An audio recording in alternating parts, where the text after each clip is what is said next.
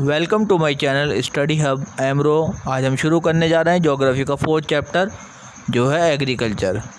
अगर आपने मेरे चैनल को सब्सक्राइब नहीं किया है तो सब्सक्राइब कर दें और वीडियो को लाइक कर दें। फर्स्ट टॉपिक है agriculture. India is an agricultural country. About 66% of the population directly और indirectly depend on it. Bharat एक कृषि प्रधान देश है। यहाँ की करीब 66% आबादी डायरेक्टली और इनडायरेक्टली खेती पर ही निर्भर रहती है। Importance of agriculture for Indian economy. Bharat के लिए कृषि किस तरीके से ज़रूरी है। First point, it provide food grain to about 135 crore people. ये भारत में रहने वाले 135 करोड़ लोगों को खाना पहुंचाता है। It provide raw material to industries.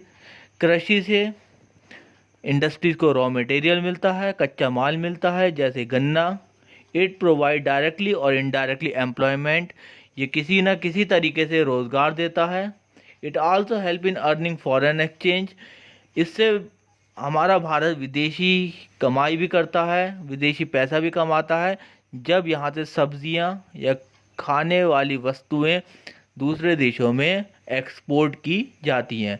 ये हमारे देश के लिए एक रीढ़ की हड्डी की तरह है। Type of farming in India. First, primitive subsistence farming. Second, intensive subsistence farming. Third, commercial farming. Primitive subsistence farming, this type of farming is mainly done for family consumption. ये फार्मिंग मेनली परिवार के लिए की जाती है या self consumption के लिए की जाती है। It is done on small patches of land. ये छोटी छोटी ज़मीनों पे होती है जिसमें ओल्ड टेक्नोलॉजी का इस्तेमाल किया जाता है जैसे हो, डिगिंग स्टिक, सिकिल, ईटीसी। इसमें लैंड प्रोडक्टिविटी बहुत कम होती है। Intensive subsistence farming, this type of farming is done in the area of high population and pressure on land. ये फार्मिंग उन जगहों पे की जाती है जहाँ पे पॉपुलेशन ज़्यादा पाई जाती है और ज़मीन कम होती है। It is done by using fertiliser, pesticide and irrigation for higher production. इसमें फर्टिलाइज़र, पेस्टिसाइड्स और इरीगेशन का इस्तेमाल किया जाता है ताकि प्रोडक्शन ज़्यादा हो। It is labour intensive farming. Intensive subsistence farming labour intensive farming है। Commercial farming, commercial farming is a farming which is done on large scale for commercial purpose. ये फार्मिंग लार्ज स्केल पे की जाती है, काफ़ी बड़े पैमाने पे की जाती है for the purpose of sale, बेचने के लिए, प्रॉफिट कमाने के लिए। Modern technology and modern input are use. इसके अंदर मॉडर्न टेक्नोलॉजी और मॉडर्न इनपुट यूज़ होते हैं जैसे tractor, thresher, sprayer, insecticide, pesticide, high yield variety seeds. It lead to higher productivity. इससे एग्रीकल्चर में हायर प्रोडक्टिविटी भी मिलती है। Plantation, plantation is a type of commercial farming. Plantation commercial farming का एक टाइप है। It is a type of farming in which single type of crop is grown on a large scale. इसके अंदर एक ही तरीके की क्रॉप लार्ज स्केल पे बोई जाती है जैसे coconut tree, banana tree, sugar cane, tea, coffee, ETC. India में मौसम के आधार पे और बारिशों के आधार पे कृषि को 3 भागों में बांटा गया है या फिर क्रॉपिंग पैटर्न को 3 पार्ट में डिवाइड किया है। Rabi crop season, kharif crop season और zaid crop season.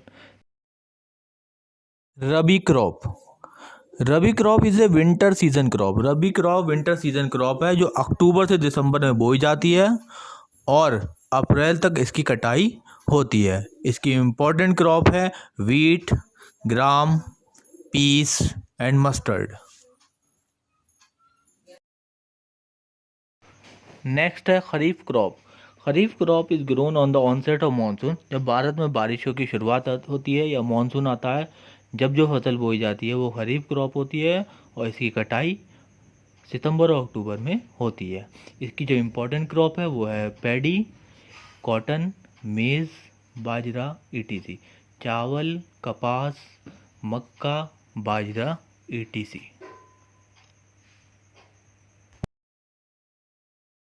Zaid crop. Zaid crop is a summer season crop. Zaid crop एक समर सीजन क्रॉप है जो मार्च से जून तक बोई जाती है, जिसकी इम्पोर्टेंट क्रॉप है watermelon, cucumber, musk melon etc। India में अलग अलग टाइप की क्रॉप बोई जाती है, जिसका कारण है यहाँ पे पाई जाने वाली मिट्टी, यहाँ का मौसम और यहाँ पे होने वाली बारिशें। तो इसमें हम पढ़ेंगे कि इन क्रॉप को बोने के लिए क्या ज्योग्राफिकल और क्लाइमेटिक कंडीशन चाहिए रहती है, किस तरीके की सॉइल चाहिए होती है और किन एरियाज में ये ज़्यादा ग्रो होती है। तो फूड क्रॉप में पहला है हमारा राइस। राइस एक ऐसी क्रॉप है जिसको बोते टाइम ज़्यादा पानी की ज़रूरत होती है, इसलिए भारत के अंदर जब मानसून सीज़न आता है जब भी इसको बोया जाता है।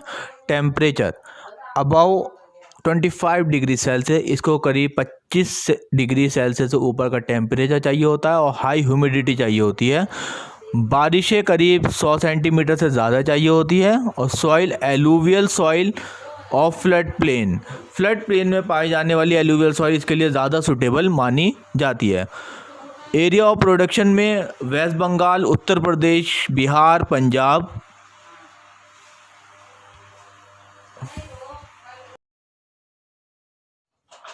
Wheat require temperature about 14 to 18 degree Celsius.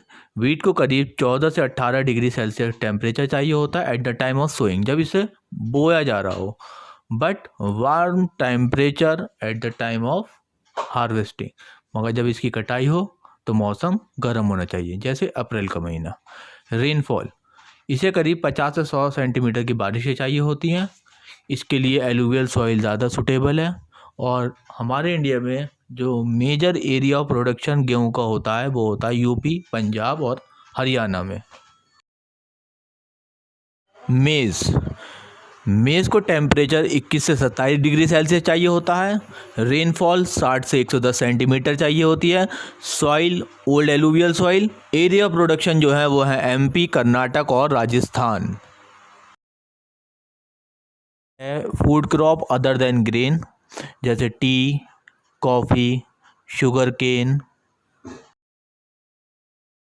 केन जो कि food crop other than grain का एग्जाम्पल है, जिसको टेम्परेचर 20 से 26 डिग्री सेल्सियस चाहिए रहता है।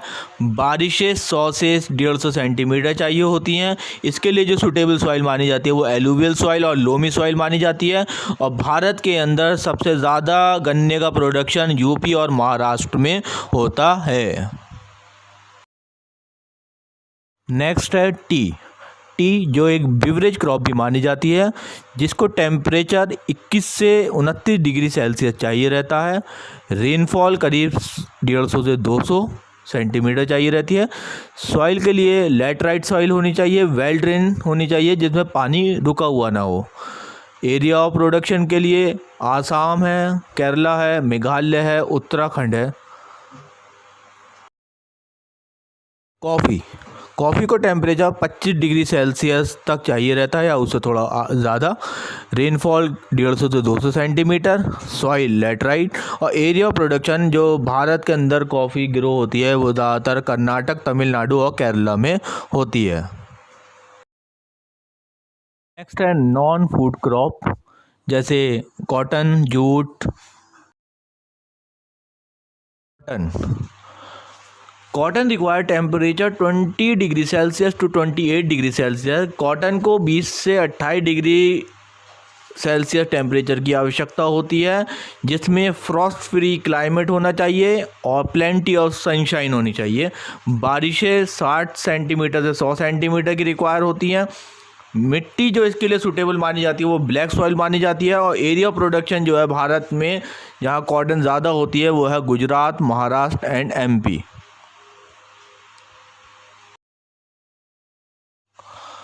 रबर को 20 से 30 डिग्री सेल्सियस की ज़रूरत होती है। बारिश 200 सेंटीमीटर से ज़्यादा, मतलब इसे ज़्यादा बारिशों की ज़रूरत होती है। Soil laterite soil. और एरिया ऑफ प्रोडक्शन जिन जगहों पे ज़्यादा रबर पाई जाती है या होती है वो है तमिलनाडु और north east state of India like Assam. हमारी गवर्नमेंट के द्वारा कई सारे टेक्नोलॉजिकल और इंस्टीट्यूशनल रिफॉर्म किए गए एग्रीकल्चर में, जिसका पहला है ग्रीन रेवोल्यूशन। ये एक एग्रीकल्चरल रेवोल्यूशन है जिसकी शुरुआत हुई 1950 से 1960 के बीच में।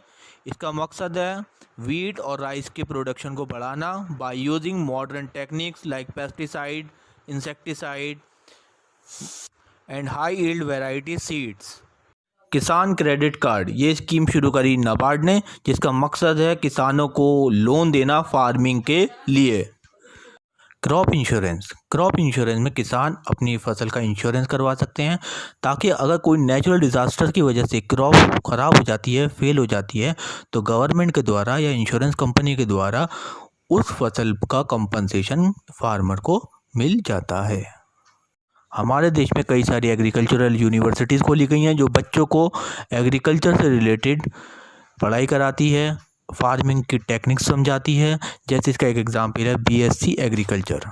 टोल फ्री नंबर, हमारी गवर्नमेंट के द्वारा ऐसे टोल फ्री नंबर भी चलाए गए हैं जो किसानों की हर टाइम 24 आवर्स मदद करते हैं। जैसे अगर किसान को कोई प्रॉब्लम है, कोई फसल से रिलेटेड बात जाननी है, तो वो इन टोल फ्री नंबर से जानकारी ले सकता है।